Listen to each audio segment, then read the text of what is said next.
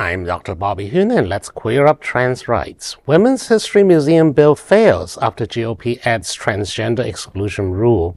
A bill to approve construction of the Smithsonian American Women's History Museum failed in the House after Republicans added language excluding trans women from the museum's representation of American history. The measure failed Thursday after House Democrats withdrew support over the amendment. Democrats argued the new language politicized what had previously been a bipartisan effort and erased trans women from the nation's historical record. The amendment states the museum cannot, quote, depict any biological male as female, end quote. Democratic Representative Emily Randall of Washington criticized the change, saying, quote, Republicans insert culture war language limiting the museum to biological women. That language was not added to improve the museum. It was added to erase trans women from American history, end quote. Democrats said the amendment could exclude transgender women such as computer scientist Lynn Conway, former Health and Human Services official Rachel Levine, filmmakers Lilly and Lana Wachowski, and actor Laverne Cox. Leaders of the Democratic Women's Caucus opposed the provisions that could give Donald Trump and his allies unregulated power over the content and location of the museum. Well, that is the least surprising news story of the day. I mean, of course they're going to try to jam some kind of cultural narrative into here. I mean, the current administration has screwed with museums already established to erase the role of any kind of minorities. They desecrate minority graves in national cemeteries. They have tried to ban the rainbow flag at the literal Stonewall National Monument, right outside the Stonewall Bar. Yes. I mean, we have to sue to put the damn flag back. I mean, is that any surprising?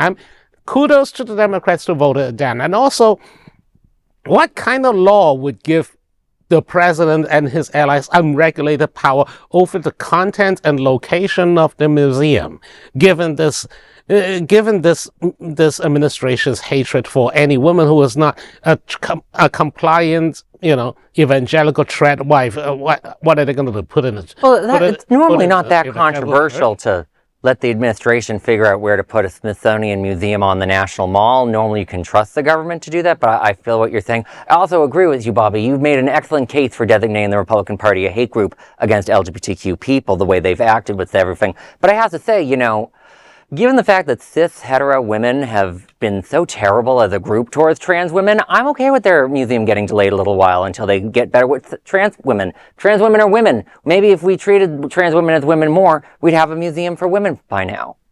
Yeah. Well, you look at all the contributions of all women, no matter where they are on the spectrum, for lack of a better term.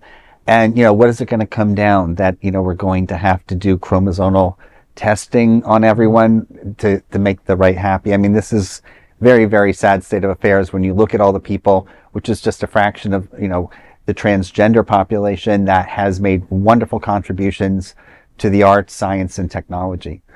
I mean, the fact that people can transition as a medical procedure. Yes. Should be included as part of the exhibit of, what being a woman is like, just like if we have celebration for those people who can do that. But I want to pivot this conversation towards Robert, who literally runs a museum. So, what is your opinion on this piece? My opinion is that museums are not intended to be political institutions unless they're about politics.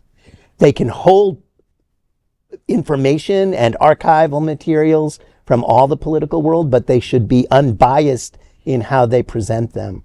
And by discrediting an entire section of women from an institution that's supposed to represent nationally American women and say that one part of that community cannot be represented is changing the definition of what a museum should be, changing the idea of what education is, and absolutely getting rid of the ideas of human rights when looking at women, and women have been fighting for human rights since the beginning of time because they've always been subjected to men. And so it's terribly wrong, and it's unfortunate because the Women's Museum has been an effort of women and others for generations now to get on the mall. This is a long time coming, and it's a shame that it will be delayed that much longer because of prejudice and myopia. Well, very well put. There is no other queer nonprofit media platform like this in the entire world. Support our LGBTQ stories by sharing them and subscribing to Queer News Tonight.